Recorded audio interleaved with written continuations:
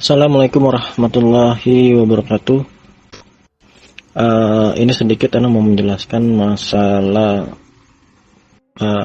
setelah Rasulullah wafat, apakah pintu wahyu masih terbuka? Ini ada hubungannya dengan pemahaman ruqyah ya. Jadi Ana akan menjelaskan sedikit. Jadi Allah Subhanahu wa taala menurunkan wahyu kepada Rasulullah sallallahu alaihi wasallam melalui perantara malaikat Jibril secara berangsur-angsur. Lalu apakah wahyu masih terbuka setelah Nabi Muhammad wafat 1300 tahun silam? Dalam kitab Al-Bayan fi Ulum Al-Quran karya Kiai Haji Aceng Zakaria halaman 32 ya, dijelaskan wahyu secara etimologi, secara bahasa artinya pengetahuan yang tersembunyi. Sementara secara terminologi atau secara istilah, wahyu adalah pengetahuan Allah kepada nabi-nabi terkait hukum syara. Jadi menurut Muhammad Abduh dalam kitab Risalatut Tauhid, wahyu adalah pengetahuan yang bermanfaat untuk diri sendiri dan yakin bahwa pengetahuan itu datangnya dari Allah, baik melalui perantara maupun tidak dengan perantara. Lalu dalam kitab Risalatut Tauhid karangan Syekh Muhammad Abduh halaman 108 dikatakan pintu wahyu telah tertutup sejak berakhirnya tugas kenabian, yaitu setelah Nabi Muhammad SAW diutus. Berbeda dengan pintu ilham gitu. Jadi wahyu dengan ilham ini berbeda ya. Ilham selalu terbuka selagi ada manusia dan berlaku sepanjang masa. Itu ilham. Jadi jangan sampai kita sangat pautkan itu adalah wahyu seperti ruqyah. Ketika dia meyakini dia bermimpi, wallahu alam ya mimpinya benar atau tidak ya. Dia bermimpi Allah Azza wa Jalla berbicara dengan dia atau di dalam kalbunya, dia katakan di dalam kalbunya, dia langsung mengatakan itu adalah firman. Tidak ada. Berarti dia secara tidak langsung dia itu mengatakan ini wahyu dari Allah. Gitu. Dan dinisbatkan kepada firman Allah. Ini tidak ada seperti itu ajaran dari para pendahulu kita ya kan, para sahabat-sahabat dan orang-orang terdahulu, para ulama-ulama terdahulu tidak mengajarkan seperti ini, seperti itu. Jadi kalau manusia itu selama ada manusia ya, selama manusia ini masih hidup di dunia, maka Allah memberikan pintu ilham gitulah, bukan wahyu ya. Pernyataan Syekh Abduh selaras dengan ayat terakhir yang turun yang dibacakan tatkala Rasulullah SAW bersama para sahabat melaksanakan haji wada atau haji perpisahan, di mana Rasulullah menyampaikan keparipurnaan Islam sebagai sebuah ad-din dan misi beliau sebagai Rasulullah telah selesai. Jadi dalam Quran surat Al-Maidah ya ayat 3, pada hari ini telah kusempurnakan untuk kamu agamamu dan telah kucukupkan kepadamu nikmatku dan telah kuridhoi Islam itu menjadi agama bagimu. Jadi memang Allah Subhanahu wa taala sudah mengatakan ya, Allah Subhanahu wa taala berfirman bahwa sudah disempurnakan agama ini, agama Islam yang Allah ridhoi.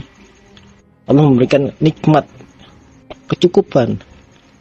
Dengan apa? Dengan datangnya Islam yang dibawa oleh Rasulullah SAW. Begitupun dalam Quran surat Al-Ahzab ayat 40 ya, dijelaskan bahwa Rasulullah adalah penutup dari para nabi-nabi terdahulu. Muhammad itu sekali-sekali bukanlah bapak dari seorang laki-laki di antara kamu, di antara kita manusia saat ini, tapi dia adalah Rasulullah dan penutup nabi-nabi, dan adalah Allah Maha mengetahui segala sesuatu.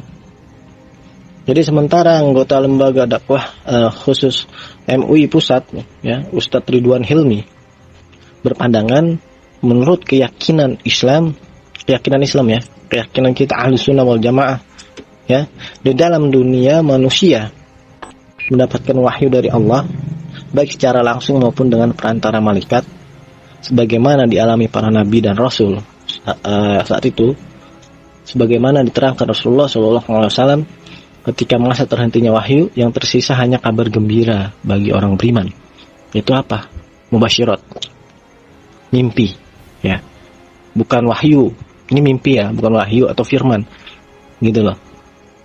Jadi ketika kita mengatakan ini wahyu dan Allah berfirman, maka kita sama saja membuat tandingan Al-Quran yang dibawakan oleh Rasulullah SAW.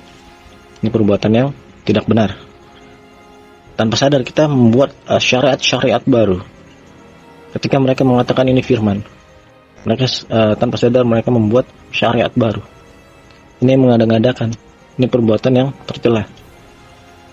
Adapun timbulnya pengakuan pada orang biasa menerima wahyu dari Allah Subhanahu wa taala lalu menuliskannya dalam media tulis, ya, dan membukukannya kemudian mengaku sebagai nabi, bukanlah suatu pembenaran dalam Islam.